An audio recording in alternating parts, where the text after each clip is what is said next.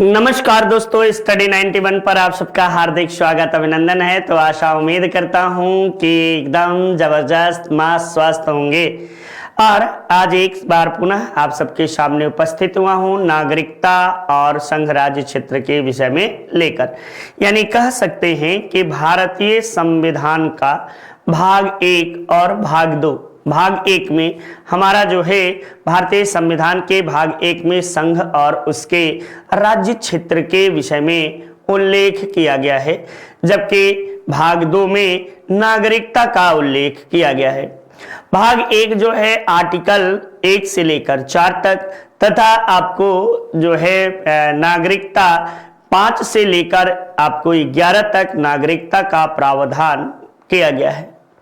तो आइए हम सब शानदार तरीके से श्रृंखला के साथ जुड़ते हैं और देखते हैं कौन कौन से बहुत इंपॉर्टेंट बातें हैं। इधर उधर ना बकवास होंगे न चीजें होंगे, हम सब शानदार तरीके से सिर्फ उन्हीं बातों को पढ़ेंगे जो आपके संबंधित हो या आपसे संबंधित महत्वपूर्ण प्रश्न जो पूछे गए हों, उन्हीं चीजों को हम सब देखेंगे। तो आइए हम सब शानदार तरीके से नागरिकता और आपको जो है कि संघ राज्य क्षेत्र के विषय में पढ़ते हैं। कुल संघ राज्य क्षेत्रों की संख्या कितनी है, किसकी कितनी राजधानी है, आपको नागरिकता संशोधन अधिनियम 1955 के तहत किस प्रकार से नागरिकता आपको प्राप्त की जा सकती है, जन्म के आधार पर, पंजीकरण, प्राकृतिक रूप से देशीकरण के द्वारा, क्षेत्र अधिकरण के द्वारा। तो ये सभी आपको नागरिकता प्राप्त करने के आपको आधार हैं और कैसे नागरिकता का समाप्त भी किया जाता है ये भी आपको देखने को मिलेगा। तो आइए हम सब देखते हैं कि भारतीय संविधान में एकल प्रकार की नागरिकता है। कैसी नागरिकता है? एकल प्रकार की नागरिकता। और कहां से लिया गया है? तो ब्रिटेन के संविधान से लिया गया है। इन सभी बातों का सामरिक रूप से इंपॉर्टेंट बातों का हम सब अध्ययन करेंगे और देखेंगे। तो चलिए शानदार तरीके से हम सब जुड़ते हैं और देखते हैं कि कौन कौन सी महत्वपूर्ण बातें आप सबके लिए आवश्यक है। उन बातों को जानने से पहले हम अपनी संस्था के द्वारा कुछ कोर्स संचालित करते हैं, जिसमें आपको जो है 699 रुपए का हिंदी इंडिविजुअल का क्लास आप सबको मिलेगा। यानी हिंदी इंडिविजुअल के क्लास के साथ जुड़ने के लिए आप सब शानदार तरीके से, ये क्लास वही है जो नितिन सर के द्वारा पढ़ाया गया है, हिंदी के बादशाह जिसे हम कहते हैं, ठीक ना। हिंदी जबरदस्त तरीके से उनके द्वारा हिंदी जबरदस्त तरीके से पढ़ाया जाता है। नेक्स्ट आपको यूपी टेट, ये आपको 999 रुपए में यह कोर्स भी हमारी संस्था के द्वारा उपलब्ध है।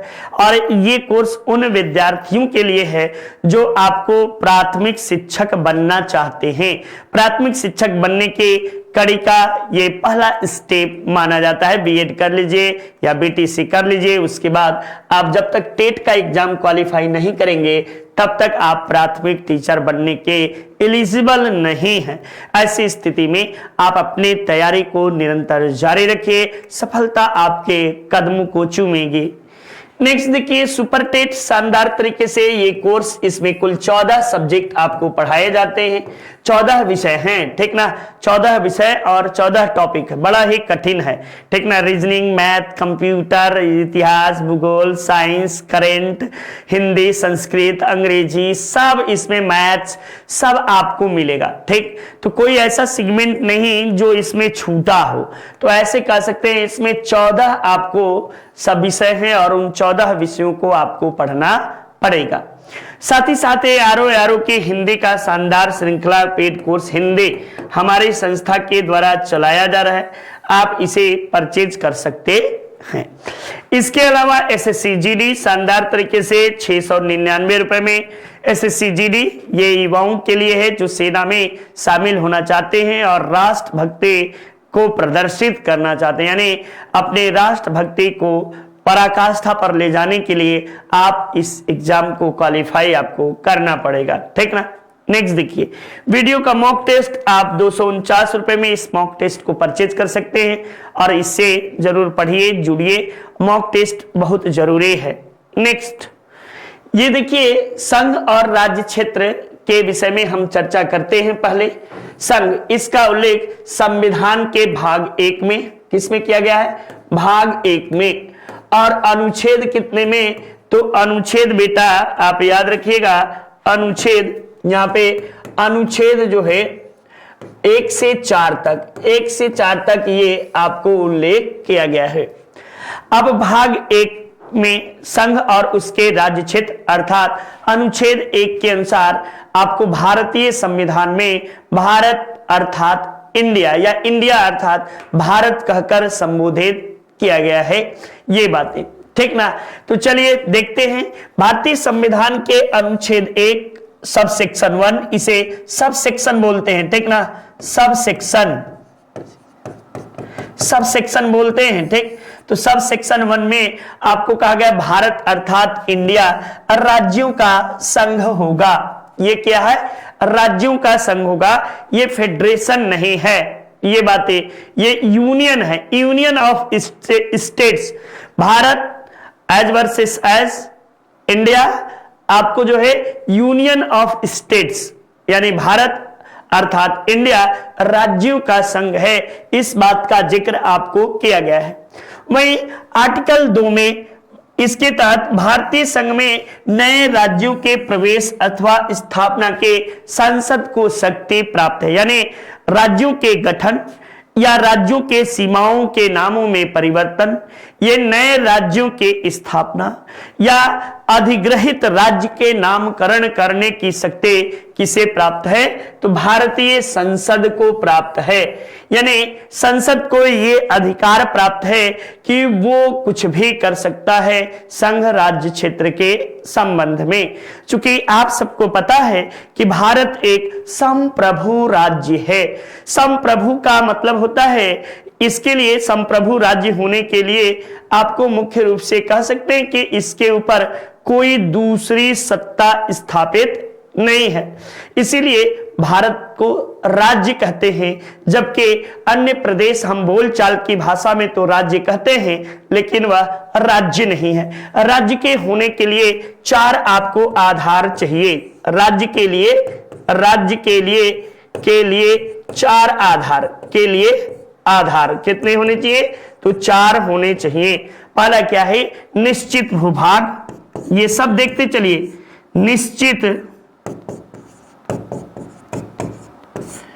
निश्चित भूभाग, ये बातें हो गई। दूसरा जनसंख्या, ये भी हो गया। तो निश्चित भूभाग तो आप सब जानते होंगे उत्तर प्रदेश के पास भी है, जनसंख्या भी उत्तर प्रदेश के पास है, सरकार भी ये उत्तर प्रदेश के पास है, लेकिन संप्रभुता नहीं है बेटा, संप्रभुता ये नहीं है, ठीक ना, संप्रभुता नहीं है, इसे सिवरनिटी शब्द बोलते हैं। और संप्रभु राज्य का मतलब होता है कि उसके ऊपर किसी बाह्य सत्ता का नियंत्रण स्थापित न हो। ये संप्रभुतावाद की पहली बार व्याख्या आइंस्टीन के द्वारा की जाती है। आइंस्टीन पहले ऐसे व्यक्ति हैं जिन्होंने संप्रभुता की व्याख्या की है। चलिए ये तो चीजें हो गई, देखते हैं अब भारत क्या है? राज्य है। और यानी ये भारत उत्तर प्रदेश बिहार बंगाल राज्य नहीं है, ये एक प्रादेशिक क्षेत्र है, ठीक ना। क्या है? प्रादेशिक क्षेत्र है, जिसे हम राज्य कहकर संबोधित करते हैं बोलचाल के भाषा में, ठीक ना। चलिए देखिए आर्टिकल 3 कहता है नए राज्यों का निर्माण वर्तमान राज्यों के क्षेत्रों सीमाओं आदि में नामों में परिवर्तन की शक्ति भी किसके पास है? तो संसद के पास है।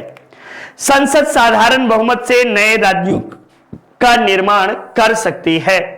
अनुच्छेद 368 के तहत संशोधन नहीं माना जाएगा, यानी राज्य से संबंधित कोई भी संशोधन, बेरूबारीवाद आप सबको पता होगा, बेरूबारीवाद के तहत आपको जो है कि भारत संघ में कुछ राज्य को शामिल किया गया था और उसे मानने से इनकार कर दिया गया था। तो ये वर्तमान में भारतीय संघ में कुल 28 राज्य हैं और आपको 8 संघ शासित प्रदेश हैं। यही इतना ही आपको पूछा जाता है आपकी परीक्षा में, इसके ऊपर आपसे नहीं पूछा जाता। जो सामान्य तरीके से छोटे एग्जाम हैं, सिविल की बात नहीं करता, छोटे एग्जामों में इसके ऊपर नहीं पूछा जाता। नेक्स्ट देखिए, ये फजल अली की अध्यक्षता में पहली बार राज्य पुनर्गठन आयोग का गठन 1953 ईस्वी में किया गया था।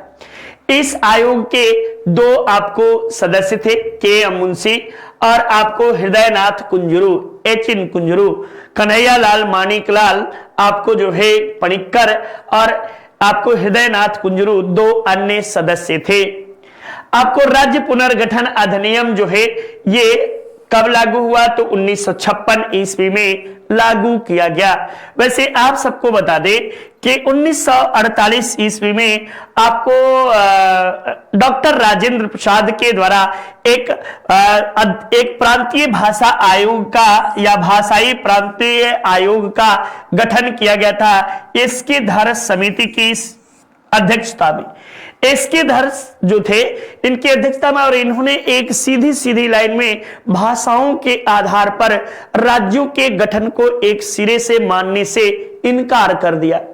आगे चलकर इस आयोग ने अपनी रिपोर्ट 48 में पेश की और भारत सरकार को भाषा के आधार पर, ये अभी कहानी है बेटा, इसके बाद इस समिति ने जब इनकार कर दी तब आपको जो है कि अगली पुनः एक बार समिति का गठन किया गया, JVP, ठीक ना, जवाहरलाल नेहरू, वल्लभ भाई पंत, और आपको जो है कि पीछे उनका बड़ा अच्छा नाम है,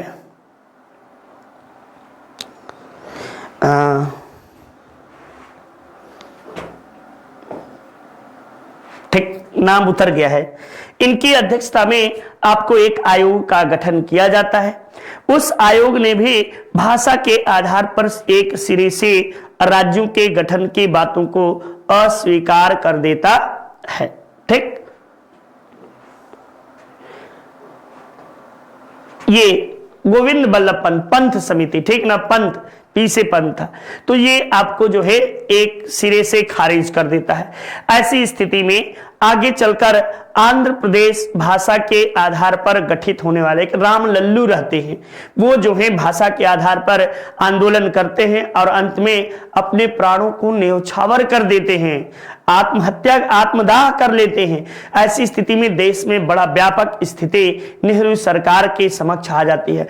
अंत में विवश होकर 1 अक्टूबर 1953 ईस्वी को भाषा के आधार पर आंध्र प्रदेश का प्रथम गठन किया जाता है। ये आपको जो है आंध्र प्रदेश का गठन किया जाता है। कब होता है? तो 1 अक्टूबर 1953 ईस्वी को इसका गठन होता है और आगे चलकर फजल अली की अध्यक्षता में दिसंबर 1953 ईस्वी में भाषा आयोग का गठन होता है। ठीक, तो ये छोटी सी कहानी है।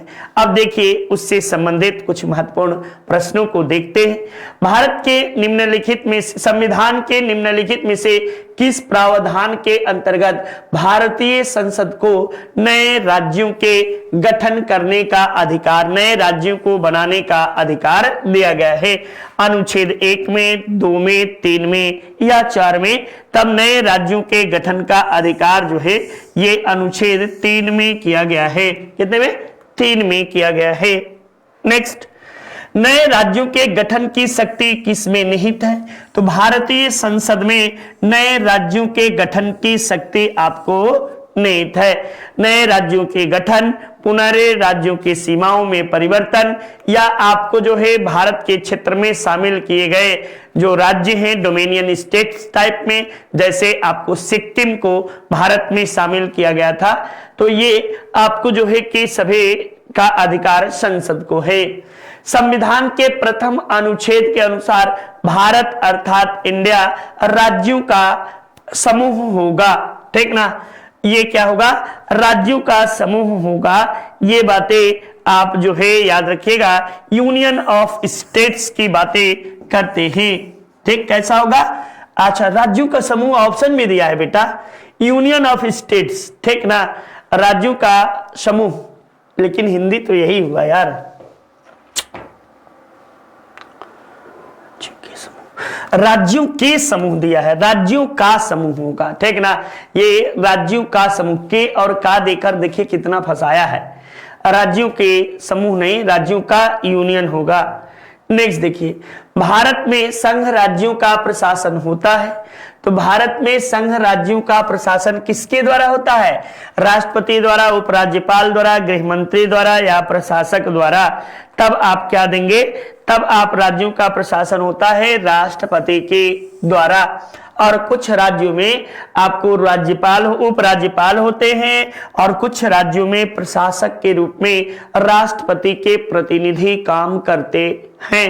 जैसे आप देखोगे दिल्ली, पुदुचेरी, जम्मू कश्मीर, इन सभी जगहों पे उपराज्यपालों की नियुक्ति की जाती है, यानी आपको इन्हें एलजी लेफ्टिनेंट गवर्नर के नाम से जाना जाता है।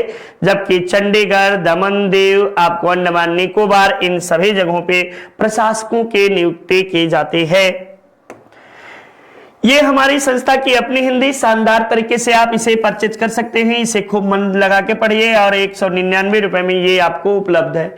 इसके अलावा बेटा आपको पेट का कंबो किताब, ये आपको जो है 350 रुपए में जरूर से परचेज करिए और पढ़िए। आपको पेट की बुक 300 रुपए में, ये आरो की ये हिंदी की बुक है, ठीक ना, ये हिंदी आरो है, ये जरूर से आप देखिएगा, एक बार जरूर से पढ़िए। और प्रत्येक आपको श्रृंखला से मैं बता दूं कि आरो की 6 टॉपिक होती है और 6 टॉपिक, प्रत्येक टॉपिक का डिस्क्रिप्टिव भी है। उसके अलावा आपको कितने प्रश्न अब तक आयोग में आए हुए हैं, पीसीएस में कितने आए हैं, आपको जो है कि पीजीटी टीजीटी में इससे संबंधित उन 6 टॉपिक से, तो बहुत ही शानदार बुक है, अद्भुत, ठीक ना। तो आप इसे लेने से बिल्कुल परचेज जरूर से करिए, गुरेज मत करिए। और ये आपको जो है कि लेखपाल की कंबो बुक है, शानदार तरीके से आप सबके लिए। नए राज्यों में निम्नलिखित में से कौन एक नए राज्यों के निर्माण के लिए संवैधानिक उपबंध नहीं है? कौन सा नहीं है?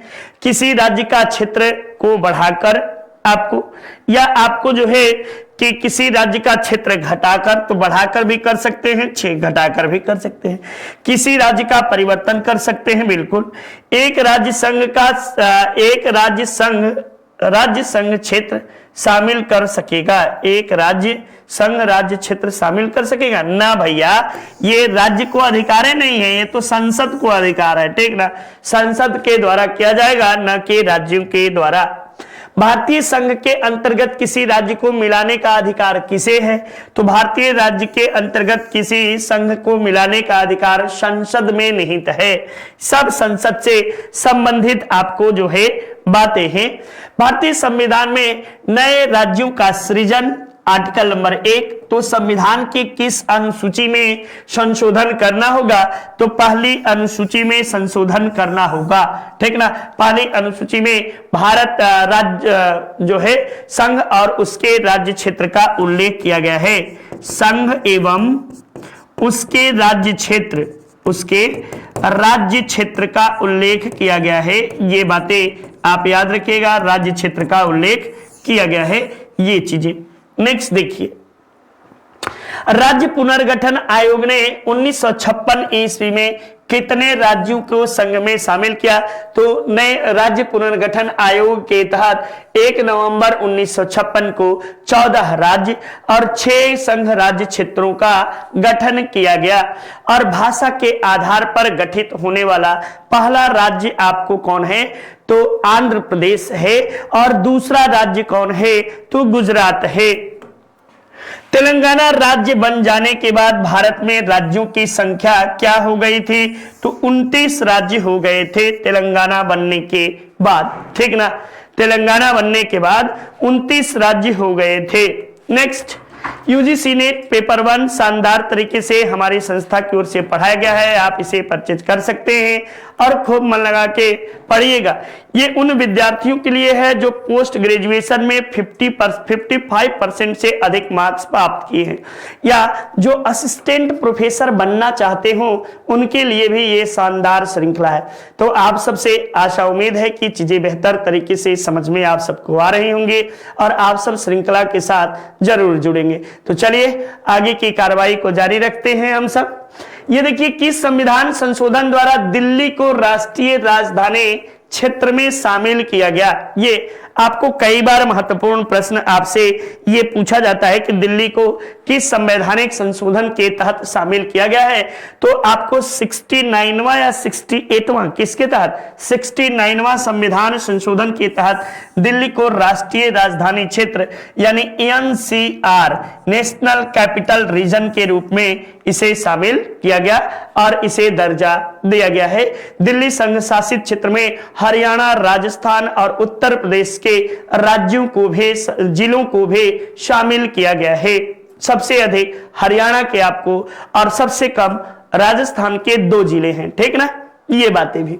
सिक्किम भारत का एक राज्य बना। ये सिक्किम 35वें संविधान संशोधन 1974 के तहत सिक्किम को आपको जो है राज्य का दर्जा दिया गया। ये आपको याद रखिएगा, ठीक ना, ये आप सब याद रखिएगा। ये 35वें संविधान संशोधन के तहत राज्य, कैवा राज्य बना था, तो 22वां राज्य बना था। ये 22वां राज्य 1976 है शायद, ठीक ना, 1976 में ये आप, और शामिल कब किया गया था, तो 34वां संविधान संशोधन के तहत आप इसे शामिल किया गया था सिक्किम को भारतीय राज्य क्षेत्र के अंतर्गत। नेक्स्ट आइए हम लोग दूसरी बातें देखते हैं। नागरिकता। नागरिकता का उल्लेख जो है, इसका उल्लेख भाग 2 में किया गया है और अनुच्छेद आपको 5 से 11 में नागरिकता का उल्लेख किया गया है। भारत में एकल प्रकार की नागरिकता है बेटा, और ये नागरिकता ब्रिटेन के संविधान से लिया गया है। कहां से, ब्रिटेन के संविधान से लिया गया है। लेकिन 2005 ईस्वी में लक्ष्मीमल सिंघवी समिति की सिफारिश पर दोहरी प्रकार की नागरिकता भी दिया गया है। इस नागरिकता के अंतर्गत चीन, पाकिस्तान और बांग्लादेश के अंतर्गत आने वाले नागरिकों को दोहरी प्रकार की नागरिकता का प्रावधान नहीं किया गया है। आप सबको यह भी पता होना चाहिए कि इसी आधार पर प्रवासी भारतीय दिवस की शुरुआत की गई थी। श्री अटल बिहारी वाजपेयी सरकार के द्वारा प्रवासी भारतीय दिवस, जो कि 9 जनवरी को प्रत्येक 2 वर्ष के अंतराल पर मनाया जाता है। देखिए, भारत में ब्रिटेन का एकल नागरिकता आपको प्रावधान है। अनुच्छेद 11 के तहत संसद को नागरिकता संबंधी किसी भी विधि के निर्माण करने का अधिकार आपको किसे है, तो संसद को दिया गया है। संसद द्वारा भारतीय नागरिकता अधिनियम 1955 को पारित किया गया।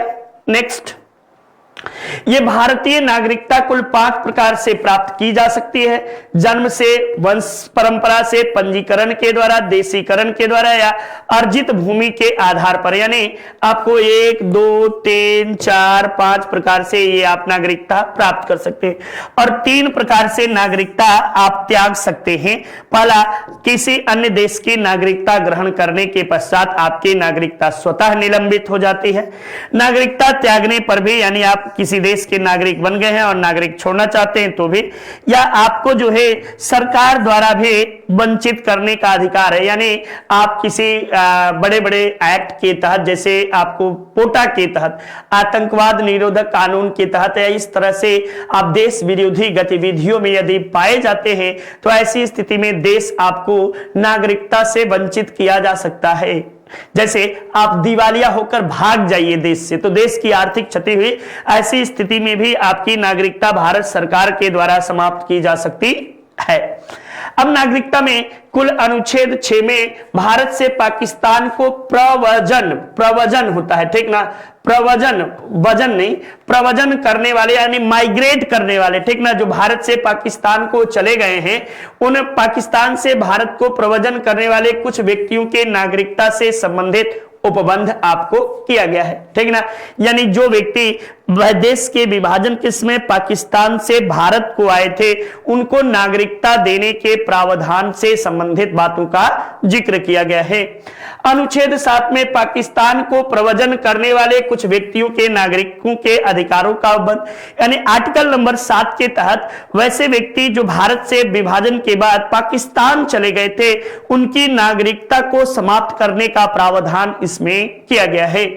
अनुच्छेद 8 में भारत के बाहर रहने वाले भारतीय उद्भव के कुछ व्यक्तियों के नागरिकता के अधिकारों के विषय में उपबंध किया गया है।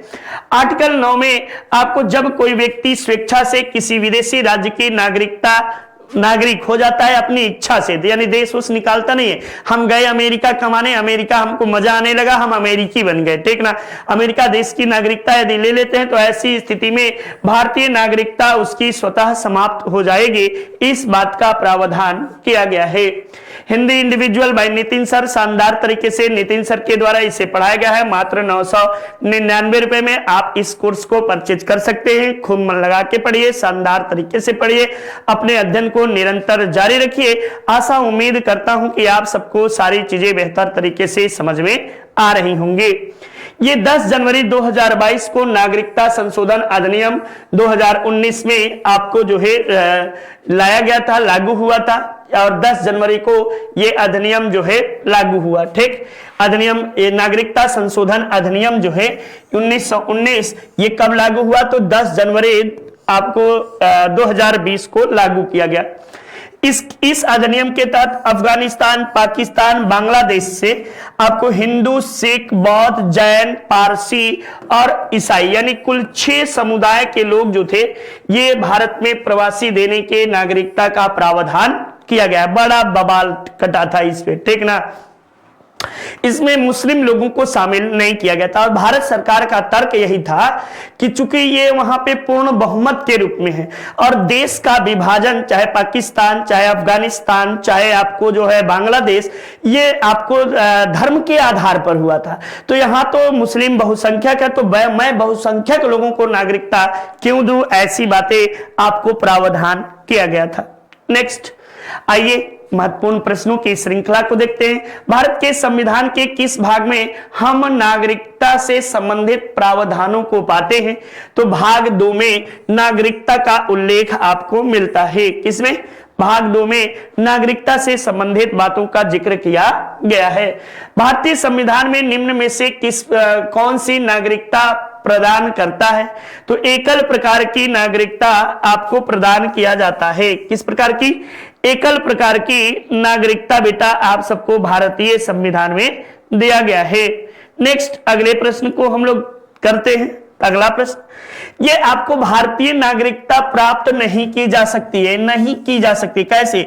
जन्म द्वारा की जा सकती है, देशीकरण द्वारा की जा सकती है, किसी भूभाग के सम्मिलित सम्मिलन द्वारा, या भारतीय बैंकों के धन जमा करके। तो भारतीय बैंकों में धन जमा करके आपको नागरिकता को प्राप्त नहीं कर सकते हैं, ये बात का प्रावधान किया गया है। नेक्स्ट, देश में दोहरी नागरिकता का सिद्धांत स्वीकार किया गया। तो दोहरी नागरिकता का सिद्धांत जो है ये स्वीकार किया गया है संयुक्त राज्य अमेरिका में। यहां पर देश में दोहरी नागरिकता का सिद्धांत स्वीकार किया गया। ये किस देश में? तो आपको संयुक्त राज्य अमेरिका में, यूएसए में दोहरी प्रकार की नागरिकता है। पहले आप उस राज्य के नागरिक हैं, आपको जो है उस राज्य के नागरिक हैं। जैसे आप कैलिफोर्निया में हैं तो पहले कैलिफोर्निया के हैं, न्यूयॉर्क के हैं तो पहले न्यूयॉर्क के नागरिक हैं, तब यूएसए के नागरिक हैं। लेकिन भारत में एकल प्रकार की नागरिकता है, आप भारतीय हैं, न कि आप बंगाली, बिहारी, यूपी, असमिया, मद्रासी, ऐसा कुछ नहीं है। सिर्फ और सिर्फ आपकी नागरिकता कैसी है? तो भारतीय है। नितिन सर के हैंड रिटेन नोट्स, ये वही नोट्स हैं जो शानदार तरीके से नितिन सर के द्वारा यूट्यूब पे पढ़ाए गए हैं। आप इसे शानदार तरीके से पढ़ सकते हैं और अपने अध्ययन को जारी रख सकते हैं। निम्न में से कौन नागरिकता के अर्जन हेतु शर्तों को नियम करने के लिए सक्षम है? चुनाव आयोग, संसद और राज्य। तो भैया इसके लिए अर्जन के लिए सिर्फ और सिर्फ संसद कानून बनाने का अधिकारी है, कोई दूसरी संस्था इस पर कानून नहीं बना सकती है। तो इस तरीके से हम सबने देखा, शानदार तरीके से प्रश्नों को किया। आशा उम्मीद करता हूं कि आप सब इसी तरह स्वस्थ होंगे, मस्त होंगे, अपनी तरह से तैयारी जारी रखेंगे। तो चलिए, शानदार तरीके से जुड़ने के लिए आप सबको तहे दिल से शुक्रिया। आप सबका दिन मंगलमय हो, आने वाला कल शानदार हो। आशा उम्मीद है कि आप सब इसी तरह श्रृंखला में जुड़े रहेंगे और अपनी कृपा दृष्टि बनाए रखेंगे। तो चलिए आज यहीं तक। गुड नाइट, शुभ रात्रि, आप सबको शुभ संध्या, आपका दिन नमस्कार, मंगलमय हो।